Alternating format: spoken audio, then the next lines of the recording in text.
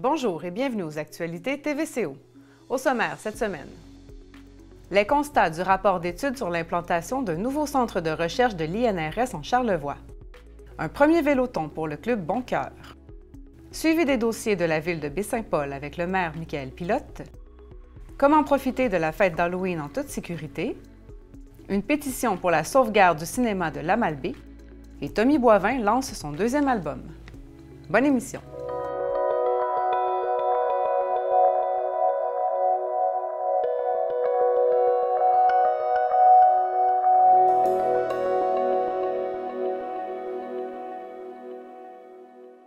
En septembre dernier, l'Institut national de la recherche scientifique déposait son rapport suite à l'étude d'opportunité pour l'implantation d'un centre de recherche pour des ruralités durables en Charlevoix.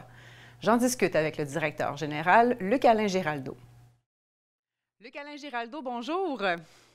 Bonjour. Merci d'être avec nous aujourd'hui. Alors, la dernière fois qu'on s'est rencontrés, c'est l'hiver passé. Vous nous avez présenté le projet d'implantation d'un centre de recherche pour des ruralités durables en Charlevoix. Entre-temps, il y a eu plusieurs activités. On parle des rendez-vous INRS sur la ruralité et maintenant un dépôt de rapport de toute cette étude-là. Alors, dites-moi brièvement, c'est quoi le constat? Quels sont les constats de ce rapport-là? Bien, le rapport, ce qu'il nous dit essentiellement, c'est qu'on a effectivement un grand appétit au Québec pour un centre de recherche interdisciplinaire qui s'occuperait qui s'occuperait des enjeux de la ruralité, des ruralités et des ruralités durables. Donc, on a eu des avis tant gouvernementaux que du monde universitaire, que du réseau de l'Université du Québec, les municipalités, les préfets. Donc, je pense qu'il y a un consensus que l'idée de créer un centre de recherche axé sur les ruralités durables, ça serait vraiment utile au Québec pour former des étudiantes et des étudiants qui seraient en mesure de contribuer au conseil scientifique, mais aussi à la résolution des problèmes qui sont proprement des problèmes qui sont liés aux territoires ruraux. D'accord. Dites-moi justement, concrètement, on sait que, on en parlait juste avant l'entrevue, vous avez différentes antennes déjà, l'INRS, qui travaillent sur différents champs d'études. Qu'est-ce que ça donne concrètement, un centre de recherche comme ça? Qu'est-ce qui suit la recherche finalement?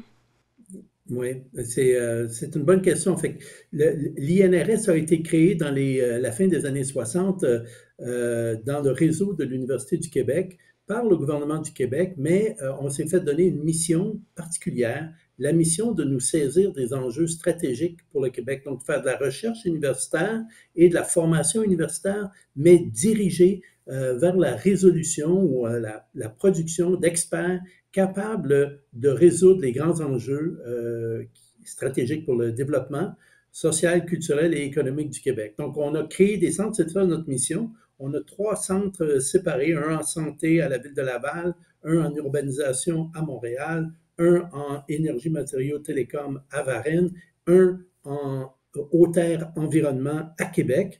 Et le 5e centre, puisque c'est notre mission de créer des centres, a eu l'idée de se saisir des enjeux de la ruralité. Je pense que avec la pandémie, mais même avant, on s'est rendu compte du changement rapide de la nature même des problèmes qui touchent les territoires ruraux.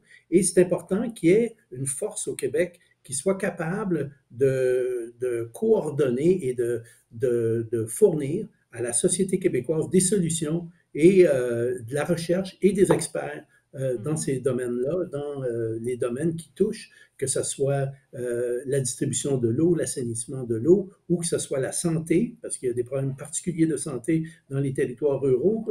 Donc, il faut des spécialistes pour ça. Et l'INRS propose au gouvernement du Québec de créer un nouveau centre. Alors, un centre de recherche de l'INRS, en moyenne, c'est une quarantaine de chercheurs auxquels s'ajoutent des étudiantes et des étudiants de maîtrise et de doctorat et des stagiaires postdoctoraux. Ça vient de partout dans le monde. Donc, c'est un apport très important local, d'une part, mais aussi un apport important de connaissances et de solutions et d'expertise pour les problèmes qui sont importants pour le Québec. Et j'imagine que, bon, on parle aussi d'une relation assez proche entre les gens qui vont être installés à l'INRS et le milieu, les gens du milieu. Ce que vous avez déjà fait aussi dans vos rendez-vous, est-ce qu'il y a des surprises qui sont ressorties de ces rencontres-là, des aspects auxquels vous n'aviez pas pensé, puis qui ont été soulevés? Ben, des surprises, pas tellement, mais une constatation. D'abord, au Québec, il y a beaucoup d'expertise en ce qui concerne le développement des régions, des problèmes. Donc, on n'invente pas l'idée à l'Université du Québec à Rimouski, à l'Université du Québec à Chicoutimi, à l'Université du Québec en Abitibi-Témiscamingue, à l'Université du Québec en Outaouais, à l'Université du Québec à Trois-Rivières. Bref, il existe beaucoup de groupes de recherche, de chaires de recherche qui travaillent dans ce domaine-là. Et ce que ça fait, c'est que ça nous a permis de vouloir développer une collaboration et une complémentarité avec une expertise qui existe déjà, de sorte qu'on serait capable de focaliser dans la région de Charlevoix, dans un centre de recherche de l'INRS, une collection pérenne de chercheurs intéressés à collaborer avec tout ce mouvement sur la recherche et la formation sur des enjeux qui touchent les territoires ruraux. Il ne faut pas oublier aussi que dans ça, il va certainement aussi y avoir des enjeux qui touchent les Autochtones, donc les Premières Nations, les Inuits. Donc, ils habitent aussi des territoires. Et donc, il y a une espèce d'intérêt manifesté de l'ensemble des personnes qui interagissent avec les milieux ruraux et l'INRS de collaborer pour créer une espèce de centre, pôle, une référence Oui. qui pourra ensuite contribuer à démultiplier l'effort de recherche qui est fait par l'ensemble de nos collègues. Là, il y a 2 sites qui ont finalement été ciblés à Baie-Saint-Paul. Donc, on parle ici derrière la maison mère ou sur le site de l'ancien hôpital. Qu'est-ce qui va déterminer là, quel site sera choisi? Il y a même certaines spéculations qui parlent peut-être du bloc 6 de Maison-Mère si jamais l'espace bleu là, n'aboutit pas. Est-ce que qui va prendre la décision finale, finalement? Oui, ben, je pense que la décision finale va se prendre en partenariat avec les autorités de Baie-Saint-Paul, le ministère de l'Enseignement supérieur et l'INRS. Là. En ce moment, on, on essaie de ne pas trop réfléchir au bâtiment tant qu'on n'a pas l'assurance qu'on va avoir des gens à mettre dedans.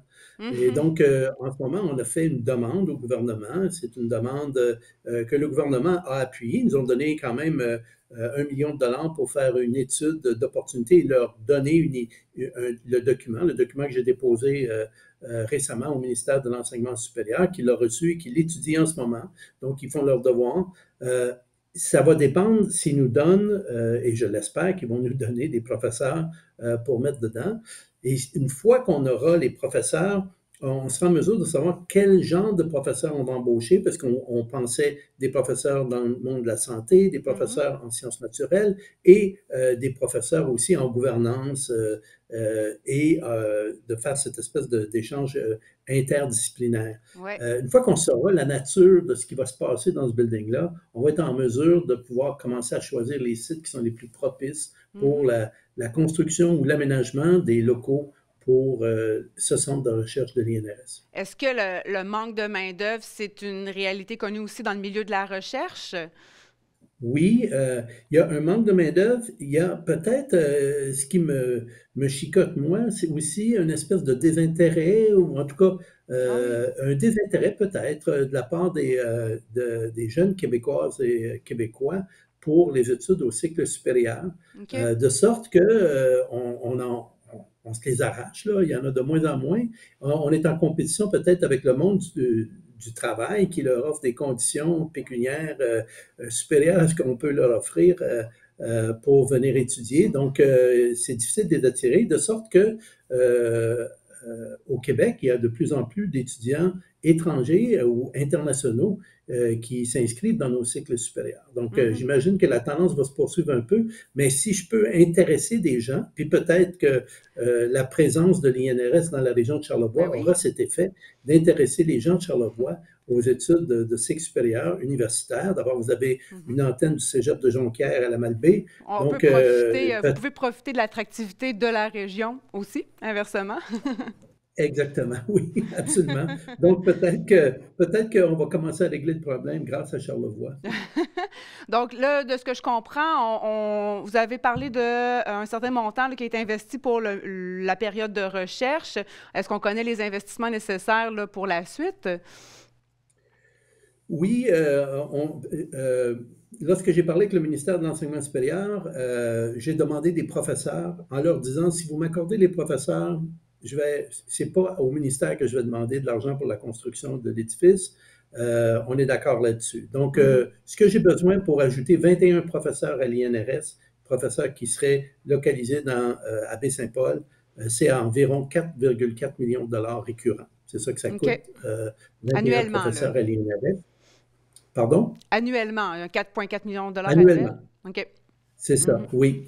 Et puis, mais là, on n'a pas encore le building. Alors, si on veut les loger, ces gens-là, à nous de trouver un montage financier. Peut-être y a-t-il des mécènes qui seraient intéressés à nous aider à construire un édifice à Charlevoix pour faire de la recherche et aider le Québec à développer une plus grande expertise, peut-être une expertise mondiale sur les enjeux des ruralités durables. Peut-être que d'autres ministères, des ministères fédéraux, certainement, de développement économique et autres, seraient intéressés à investir pour nous aider à construire cet édifice. Donc, le montage financier est à trouver, mais nous, ce que nous demandons au gouvernement du Québec pour l'instant, c'est 4,4 millions. Si on compte l'espace, parce qu'une fois qu'on a des profs, ils nous fournissent de l'espace normé, un budget pour des espaces qu'on n'a toujours pas, là, mais Oui. qu'on aurait. Donc, ça monterait à peu près à 5 millions par année récurrent. D'accord. Donc, bon, je comprends que les étapes à suivre ne sont pas toutes de votre ressort. Il va y avoir beaucoup d'attentes et peut-être de lourdeur administrative à travers tout ça. Ce serait quoi votre objectif là, pour le début là, des travaux puis de l'implantation de ce centre de recherche-là? Ben, moi, si tout allait bien, puis j'ai allumé tous les lampions qu'il fallait, là,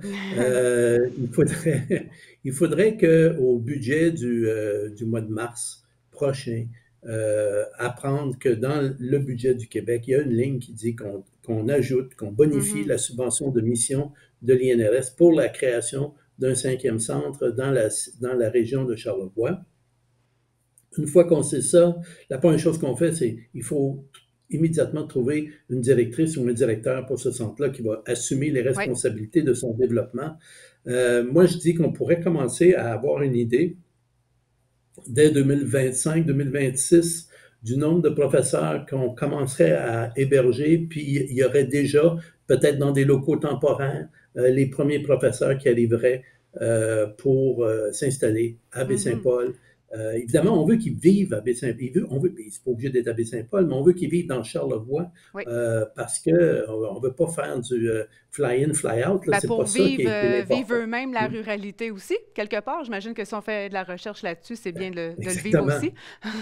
Exactement, absolument. Et donc, je pense que c'est très important qu'on puisse compter sur des gens qui s'installent et qui contribuent au développement de la région, mais en même temps qui s'intéressent à des enjeux qui touchent toutes les régions. Vous savez que le réseau de l'Université du Québec a mis en place un réseau d'observatoires territoriaux avec l'assistance du gouvernement du Québec aussi, et ce réseau serait hautement complémentaire à l'existence de ce centre à Charlevoix, avec des réseaux qui pourraient très bien fournir des données qui seraient utiles pour les analyses des enjeux de la ruralité, des ruralités.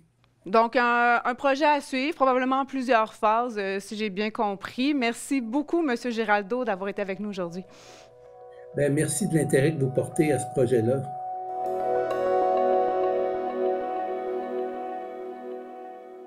Le Club Bon Cœur a atteint les objectifs fixés lors de la tenue de son premier véloton visant à amasser des fonds pour un programme dédié aux personnes atteintes de sclérose en plaques.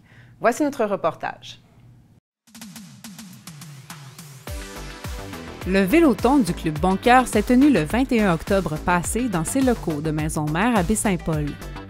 Les équipes inscrites au coût de 50 $ par personne se sont présentées à tour de rôle pour pédaler chacune pendant 1 heure.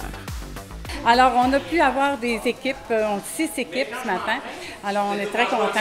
Puis, on a vraiment augmenté on avait du 1500, puis on a quelques poussières de plus. Notre objectif financier est quand même atteint. En plus du 1 500 $ amassés avec les inscriptions, 1 000 $ supplémentaires ont été offerts par la députée Karianne Bourassa. Quand ils m'ont approché pour avoir de l'argent, des subventions, j'ai vraiment aimé la mission, le fait de prendre tôt la sensibilisation, pas attendre que les gens se ramassent à l'hôpital, vraiment d'intégrer ça à leur vie, la routine, l'exercice physique. Je sais que pendant la pandémie, ils ont vraiment fait la différence là, dans la vie de plusieurs personnes qui habitent ici à Baie-Saint-Paul. Fait que moi, je leur ai suggéré, en fait, je cherchais une manière d'aller chercher de l'argent. J'ai dit, moi, je peux vous en donner, ce que j'ai fait.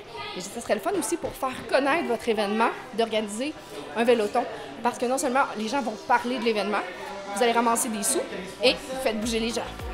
Le club, qui a récemment investi 60 000 $ pour l'achat de différents types de vélos stationnaires, voyait là une belle occasion de valoriser ces nouveaux équipements tout en amassant pour la bonne cause. La plus grosse différence, c'est vraiment au niveau de l'ergonomie. On a des vélos qui sont plus classiques, qu'on peut aller plus en spinning, qu'on peut jouer aussi sur l'angle du tronc, puis d'être se représenter un peu plus là, comme un vélo à l'extérieur. Par contre, c'est quand même intéressant d'avoir d'autres types de vélos qui nous permettent d'être un peu plus ergonomiques avec un support du tronc qui est un peu plus grand pour les personnes qui sont peut-être moins en capacité de supporter leur tronc, mais leur prouver que c'est pas grave, on peut quand même faire de l'activité physique. Que ce soit des gens qui ont des problèmes de douleur au dos, de l'arthrose ou d'autres problématiques, on veut leur offrir là, le maximum d'options. Les fonds amassés seront injectés à un nouveau programme d'entraînement dédié aux personnes atteintes de sclérose en plaques. La sclérose en plaques, c'est des plaques qui viennent au niveau des nerfs, puis qui viennent justement impacter l'influx nerveux. Fait que ces plaques-là sont souvent au niveau du cerveau, puis ça vient justement réduire l'influx nerveux, donc les commandes que notre cerveau envoie à nos muscles. Donc, ce qui arrive avec ça, c'est que souvent on parle de poussée-rémission. Dans les poussées, là, ils vont être très impactés. Puis après ça, il y a une période de rémission où on peut récupérer une certaine partie des capacités. Donc, c'est des crises. C'est des crises, exactement. Puis c'est beaucoup lié à l'inflammation.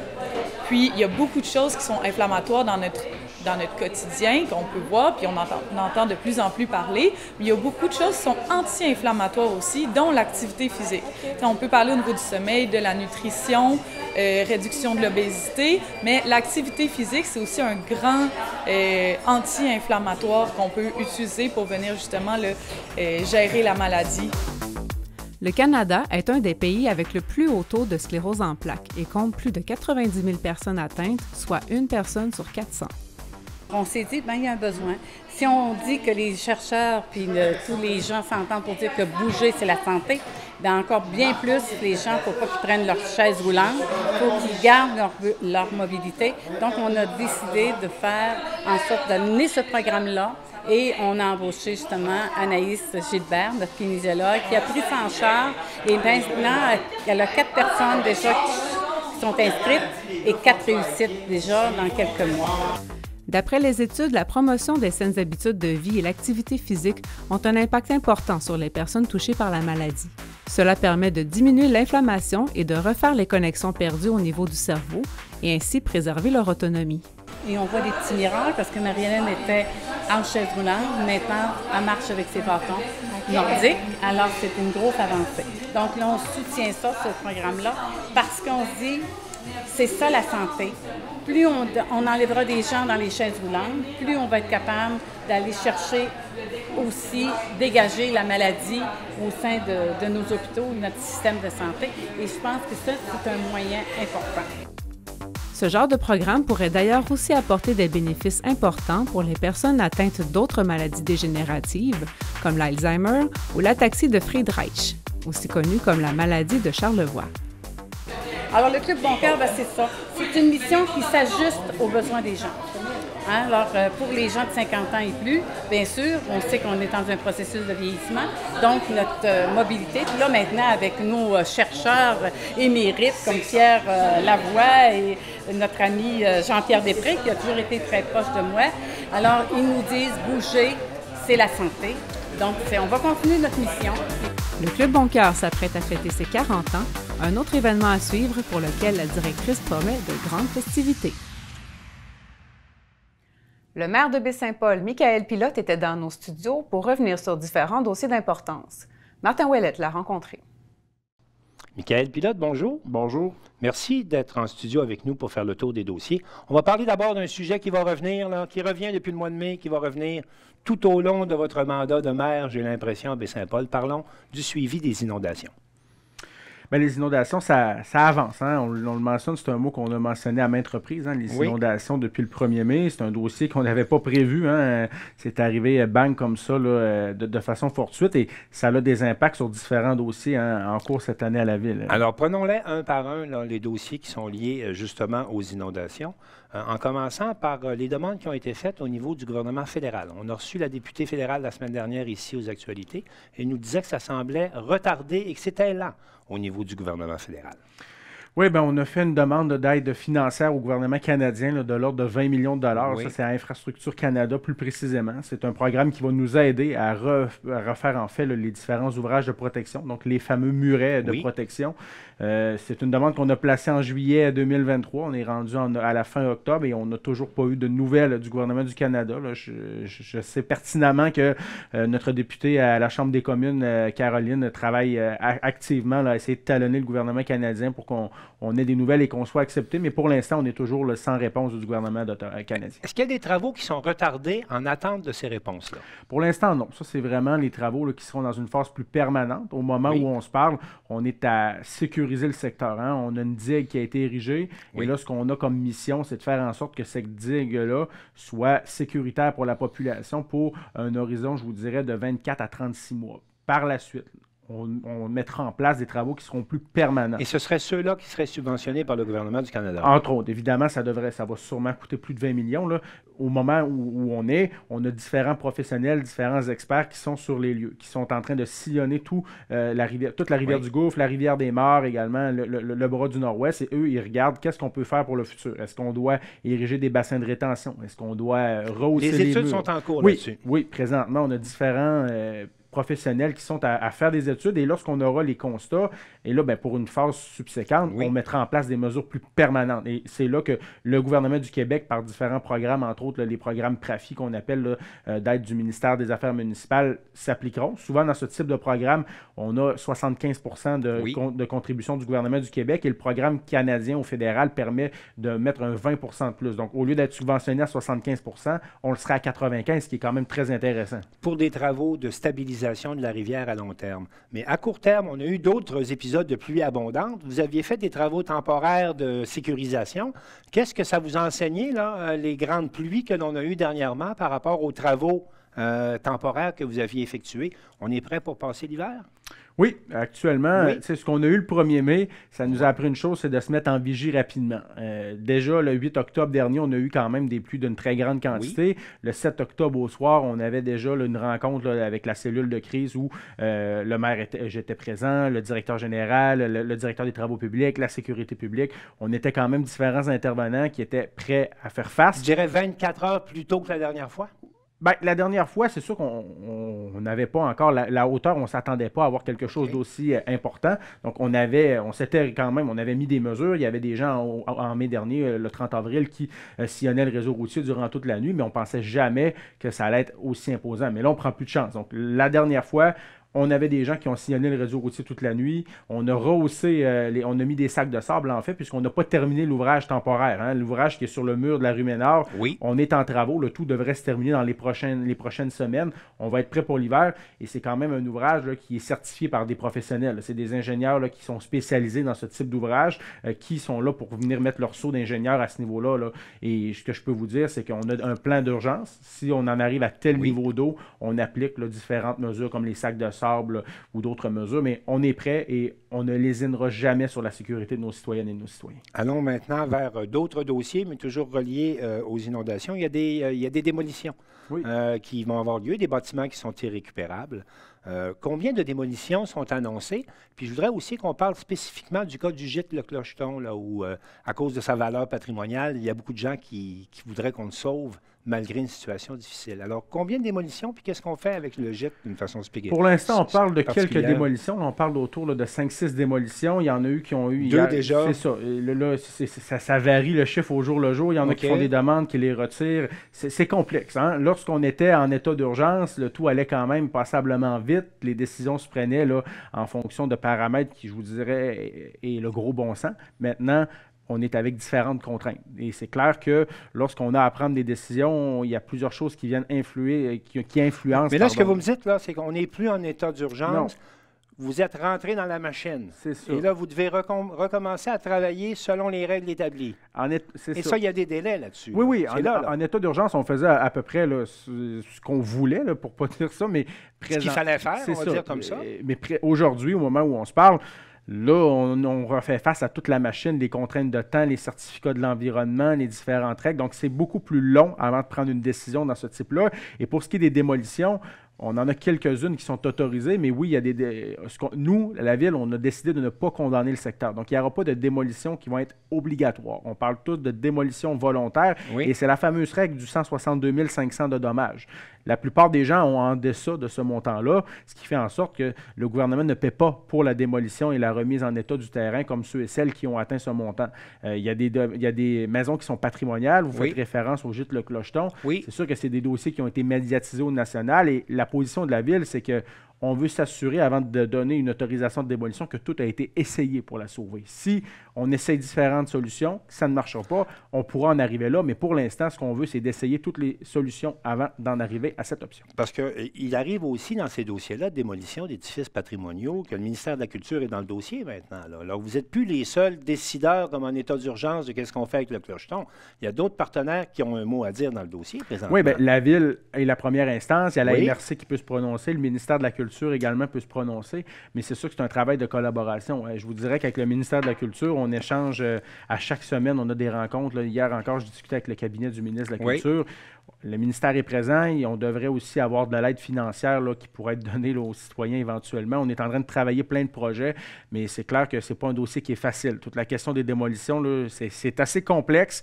Pour les gens qui sont assis à la maison, des fois, qui regardent la télévision, ça paraît assez simple. Mais ce que je peux vous dire, c'est qu'on a de l'émotion aussi. Hein. Les gens sont émotifs, il y a des mouvements de position, il y a plein de... C'est pas facile. Hein. Et ce qu'on veut, comme je le mentionne, si on en arrive à une démolition dans la crise du logement actuel, si on est en mesure de reconditionner une maison, qu'il y a quelqu'un qui veut acheter le domicile et que la personne peut avoir son aide financière, bien, je crois que c'est mission accomplie. Donc, il y a plusieurs portes qui sont ouvertes présentement. Toujours sur la question des inondations, mais pour terminer le dossier, là, il y a un fonds des sinistrés qui a été créé. La population s'est mobilisée. Il y a de l'argent qui a été ramassé, plus d'1 demi-million de dollars. On a commencé la distribution aux sinistrés. Comment ça se passe? Qui est bénéficiaire et puis qu'est-ce qu'ils reçoivent en moyenne? Pouvez-vous nous expliquer un peu comment ça fonctionne? Pour l'instant, on est dans l'analyse des dossiers. Il n'y a pas encore personne qui a reçu son montant, mais on est à débuter vraiment l'analyse de chaque dossier puisque c'est du cas par cas et c'est en fonction du montant des dommages. Donc, quelqu'un, entre autres, c'est clair qu'une personne aussi qui est seule et qui va avoir moins qu'une famille, exemple, de 2 adultes et 2 enfants. Donc, c'est toutes des choses qui sont prises en compte et on regarde le dommage. Quelqu'un qui a eu des dommages pour 90 000 va avoir un montant qui va être plus imposant qu'une personne qui a eu, exemple, 5 000 de dommages. Donc, c'est vraiment ce qu'on veut, c'est d'avoir une certaine équité, une égalité également.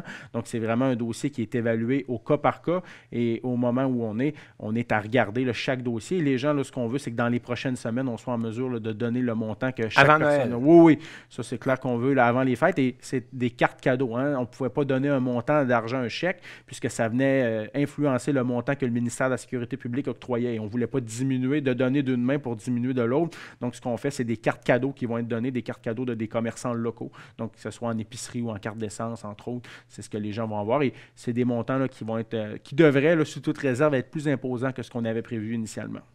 Et qui devront être dépensés dans la région. Oui. Merci pour ces informations. On va tout de suite passer à d'autres dossiers parce qu'il y a d'autres choses qui bougent également. Notre députée provinciale, Karianne Bourassa, a beaucoup hésité lorsqu'on lui a posé la question dernièrement sur l'avenir de l'espace bleu qui doit s'installer à Maisonneuve. Quelle est votre position sur ce dossier-là? D'abord, on sait qu'il n'y a plus de panneaux devant la maison mère, ça a été enlevé. On apprenait cette semaine que le siège social des Espaces Bleus à Québec coûtait déjà beaucoup plus cher à rénover que ce qui était prévu. Il y avait beaucoup d'hésitations chez la députée. Pensez-vous toujours que ça va se réaliser, l'Espace Bleu? Je le sais pas. Honnêtement, c'est sûr qu'il y a deux choses dans ce volet-là. Tout ce qui est la question de la transaction entre le gouvernement du Québec et la ville de Baie-Saint-Paul, ça continue. Encore la semaine dernière, on a reçu un versement supplémentaire de 400 000 $ du gouvernement. Donc, le bâtiment appartient au gouvernement du Québec. Il reste à passer chez le notaire afin d'officialiser le tout devant l'officier de justice. Okay. Mais pour l'instant, au niveau de la transaction, ça l'avance. Donc, le gouvernement du Québec va devenir propriétaire de la partie qui était visée. Maintenant, qu'est-ce que le tout sera? C'est clair que vous l'avez mentionné d'entrée de jeu, hein, le coût des Espaces Bleus, les coûts ont explosé. Le gouvernement du Québec, par le biais du ministère de la Culture, des Communications et le Conseil du Trésor, ont à prendre des décisions.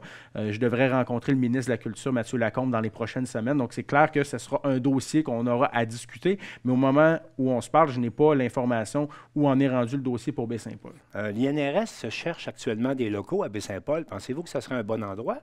Ça peut être une des solutions. C'est clair que l'INRS, on le sait, est bien intéressé là, par Maison Mère. Cherche à établir un campus ici à Baie-Saint-Paul. On le voit dans l'étude d'opportunité qui a été diffusée dans les dernières semaines. Il y avait des secteurs, je pourrais vous dire, qui ont été identifiés comme étant intéressants et potentiels. Le secteur de Maison Mère en est un. Oui. Est-ce que ça serait dans un autre bloc, un autre pavillon de l'immeuble, ou est-ce que ça pourrait être les locaux de l'Espace Bleu actuellement? Je ne pourrais pas vous dire, mais c'est clair qu'on est en communication constante aussi avec les gens de l'INRS. Et on va faire en sorte que le tout... On n'a pas fait ces travaux-là pour rien non plus. Hein. Vous aussi, vous avez été touché ici par les travaux quand même de façon imposante. Et ce qu'on veut, c'est de faire en sorte que le gouvernement du Québec dispose de cette partie d'immeuble-là et qu'il y ait un projet qui soit porteur pour la collectivité. Donc, on va travailler encore en collaboration avec le gouvernement. En terminant, il y a un budget municipal en préparation. Vous prévoyez déposer le budget à quelle date? Le jour du budget sera le mardi 12 décembre. Le 12 décembre. Oui. Vous en êtes rendu où dans la préparation du budget? On est dans les rencontres avec les différents services. Encore hier soir, la direction du service d'urbanisme et la direction des communications passaient devant le conseil. Donc, chaque gestionnaire vient présenter ses demandes financières, ses projections pour l'année en cours et le conseil joue son rôle d'arbitre. Si on autorise ça, si on ne l'autorise pas. Est-ce que les inondations jouent un rôle dans la balance des comptes à la fin de l'année? La réponse est positive. Hein? C'est clair que les inondations là, pour Baie-Saint-Paul, même si on a accès à différents programmes de subvention du gouvernement du Québec ou encore canadien, il faut se rappeler que... Savez-vous combien ça nous a coûté? Ben pour l'instant, on parle de plus de 3 millions. Là. 3 millions d'argent, à même le fonds de roulement, là, parce que c'était de l'argent qu'il fallait le dépenser vite. Oui, là. On a eu quand même 1 million qui est rentré du gouvernement, mais il y a encore plusieurs factures là, qui sont entrées. Et ça, on parle vraiment là, des inondations sur le coup. Là. On ne parle pas des réparations qui devront avoir lieu dans les prochaines années pour refaire des murs, des choses comme ça. Là. Ça va être encore plusieurs millions, mais c'est quand même, ça a un impact sur les finances de la ville, c'est clair. Et même si on a des subventions, des fois de 75 je dis toujours 25 de 100 000 puis 25 de 10 millions, c'est pas la même chose. Le 12 décembre, c'est encore loin. Oui. Mais est-ce qu'à ce moment-ci, vous êtes en mesure de nous dire si oui ou non il y aura des augmentations de taxes à Baie-Saint-Paul cette année? Bien, je pense qu'il est encore trop tôt vraiment pour aller dans cette question-là. On a eu encore des rencontres hier, on en a eu la semaine dernière. On est dans le début du processus budgétaire. Cependant, c'est clair que même si je ne peux pas annoncer aujourd'hui, là, on osera de telle ou telle chose, il faut quand même ne pas oublier que toute la crise économique, toutes les hausses de coûts, la ville les subit également. Hein. Vous venez de parler des inondations, la hausse des coûts d'électricité. On est en négociation avec la partie syndicale, donc les augmentations salariales, tout ça doit influer. Et en même temps, c'est le dépôt du rôle d'évaluation pour la ville de Baie-Saint-Paul. Donc, on a à prendre des décisions. Si les gens augmentent de tel pourcentage au niveau de l'évaluation foncière, il faut faire attention. Qu'est-ce que ça veut dire au niveau? Oui, c'est ça. Équilibre. Donc, on est à regarder le tout actuellement et on arrivera avec des réponses dans les prochaines semaines, mais il faut quand même prendre en considération que la hausse des coûts, on l'a subi également. Michaël Pilote, merci beaucoup. Merci.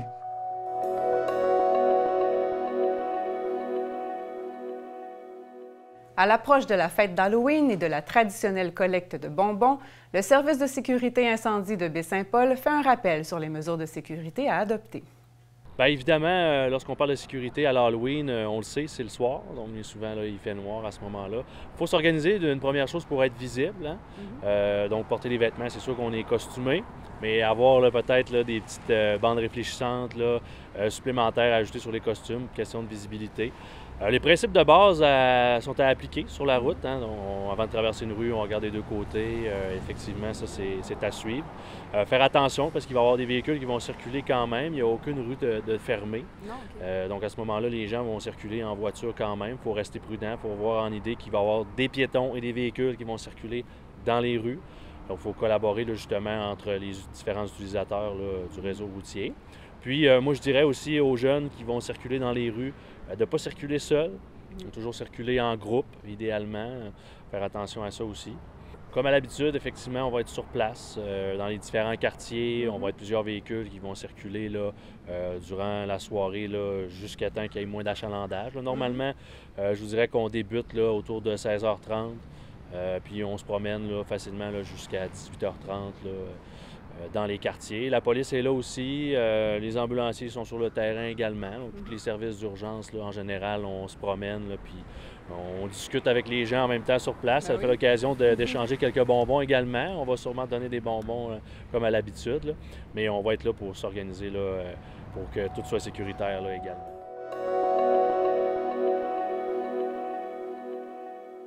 Les réactions ont été nombreuses suite à l'annonce de la vente du cinéma de la Malbaie et de l'intention des acquéreurs d'en faire un centre d'amusement. J'en parle avec l'instigatrice d'une pétition pour sa préservation, Anne-Marie Hamel.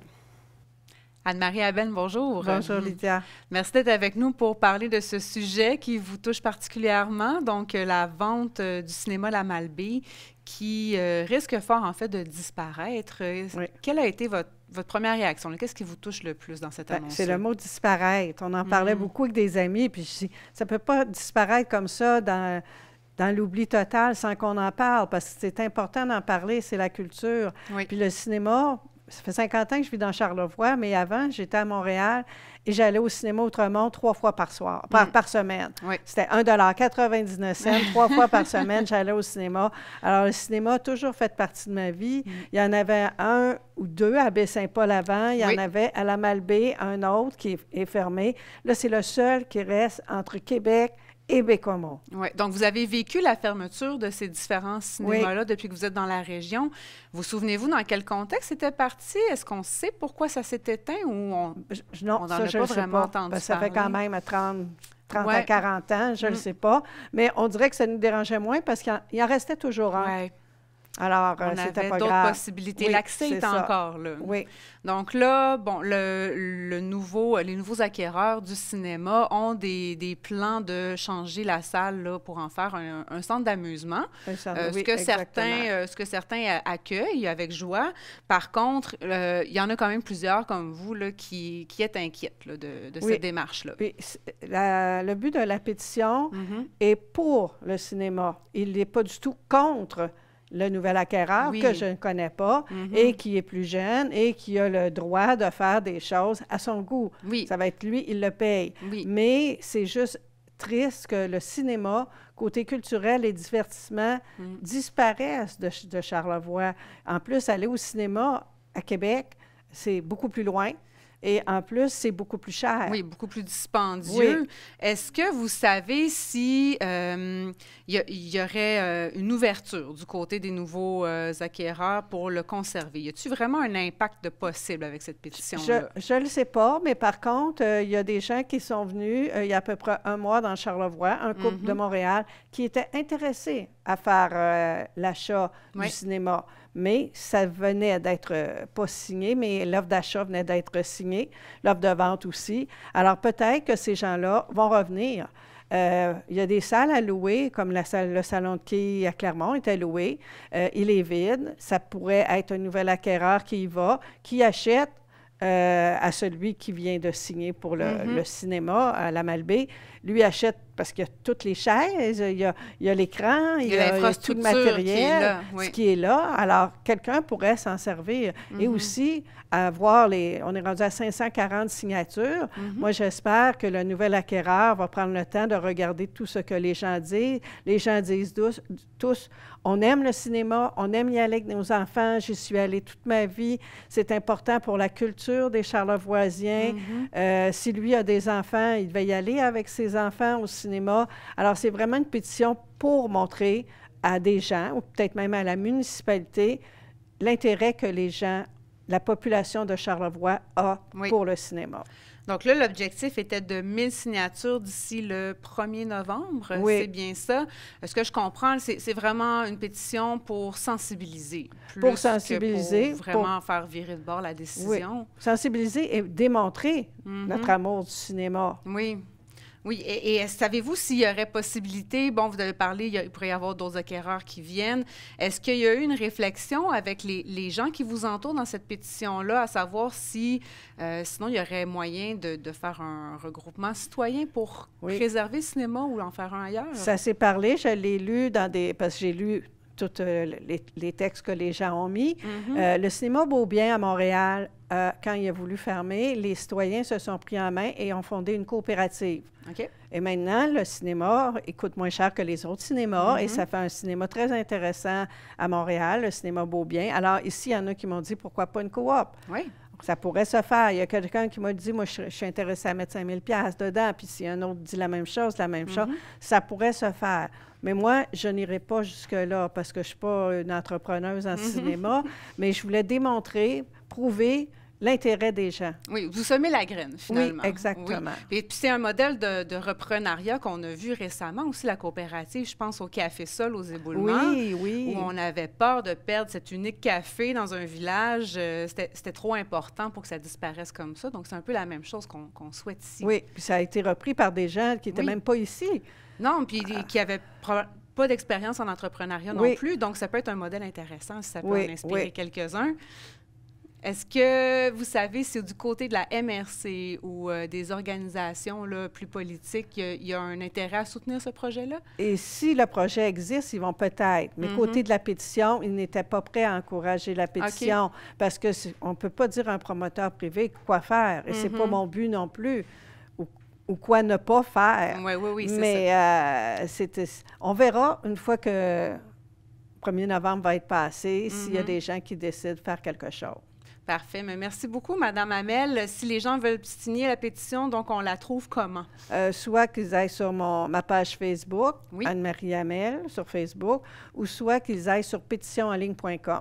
Et elle s'appelle le cinéma La Malbaie. À La Malbaie, on l'aime, notre cinéma. À La Malbaie, on l'aime, notre cinéma. Donc, vous avez jusqu'au 1er novembre pour aller signer la pétition. Merci beaucoup, Mme Hamel. Merci à vous.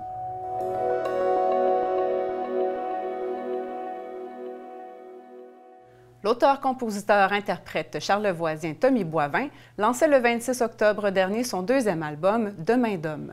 Voici notre entrevue. C'est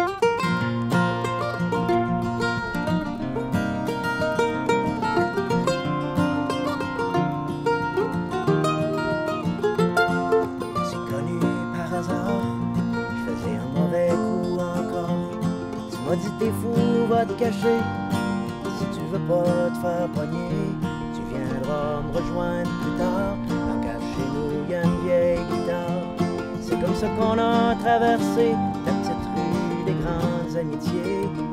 Et puis les années ont passé à rire, à boire et à chanter, à laisser le temps avaler un grand bout de nos vies en entier. Sans s'en rencontrer, sans le vouloir, la bande a réussi un soir par épuiser le sable du vieux quai dans le sablier. On en a vécu des histoires, sauter du pont, la traque des chars. Et même quand la gang s'est splittée, on s'est jamais oublié. Chaque fois que je lève les yeux vers le ciel, je pense toujours à toi qui surveille. Si je brûle par les deux bouts ma chandelle, si je fais l'erreur de me croire éternel, et si tout ça semble irréel, j'attendrai toujours ton appel. Parle-moi donc un peu, hier, c'était le grand lancement de ton... C'est ton 2e album? Mon 2e album, Demain d'homme. Demain d'homme. Peux-tu nous parler un peu du contexte dans lequel ça a été pondu, cet album-là? Oui.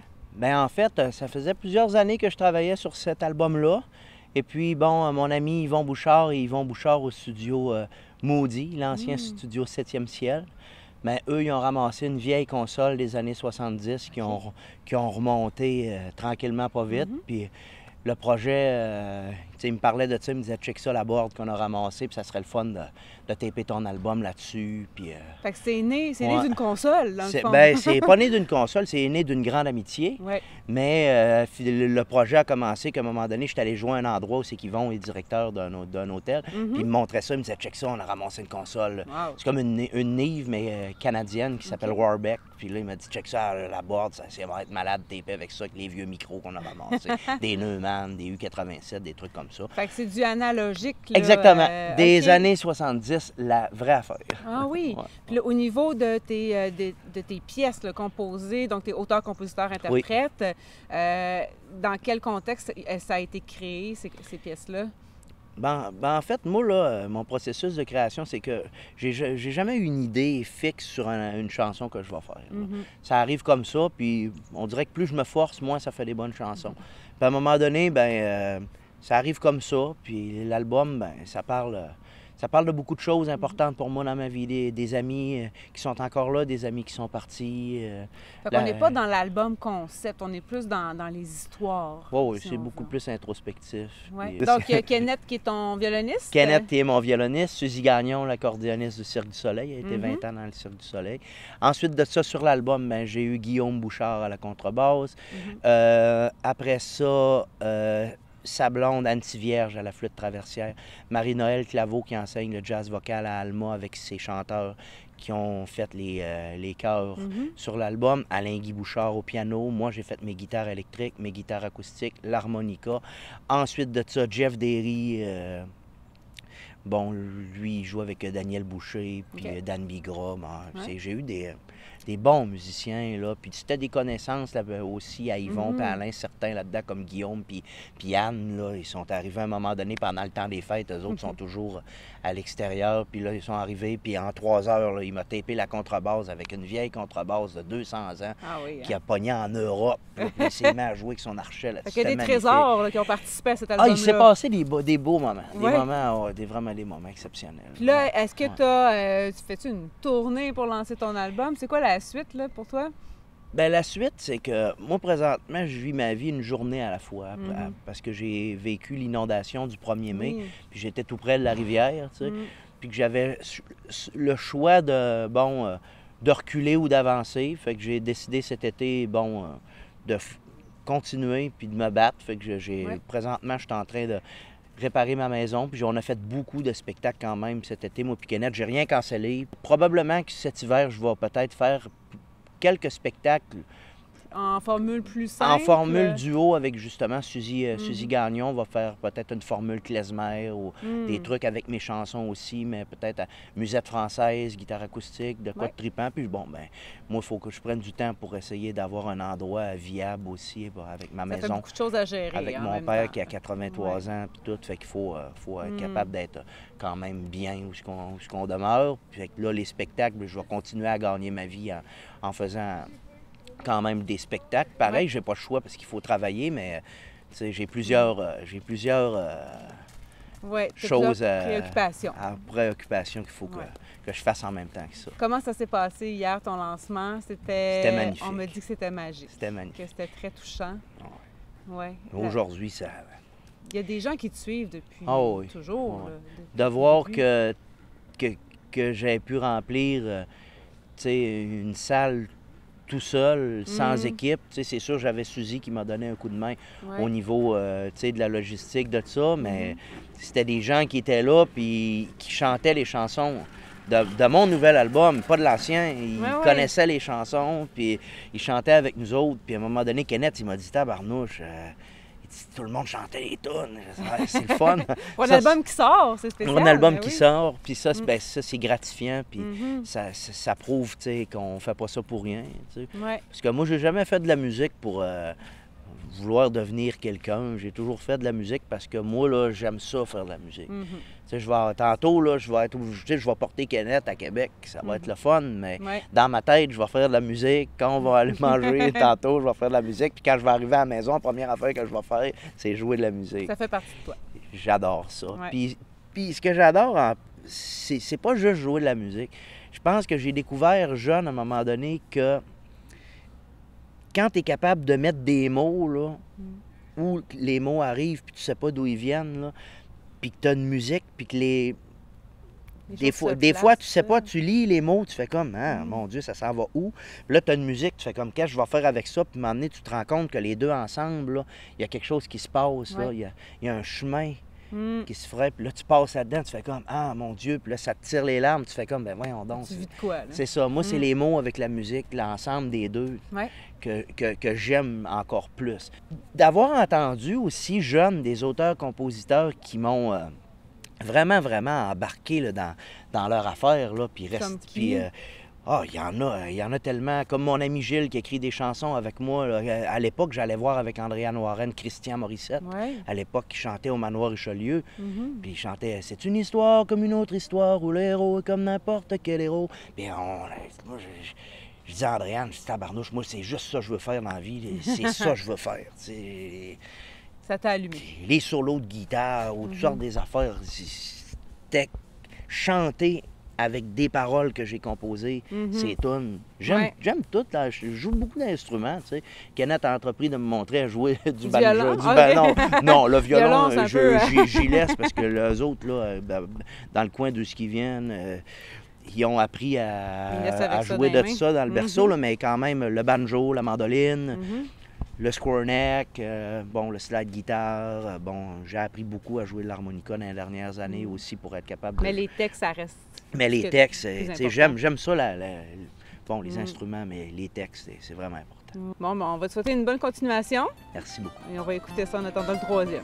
Merci. Je lève les yeux vers le ciel, je pense toujours à toi qui surveille. Je pourrais parler debout de ma chandelle, si je fais l'erreur de me croire éternel. Et si tout ça semble irréel, j'attendrai toujours ton appel. On se reverra, mon vieux Daniel, le jour où j'aurai trouvé des ailes. On se reverra, mon vieux Daniel. On se reverra, les vieux rebelles. Oh, oh, oh, oh.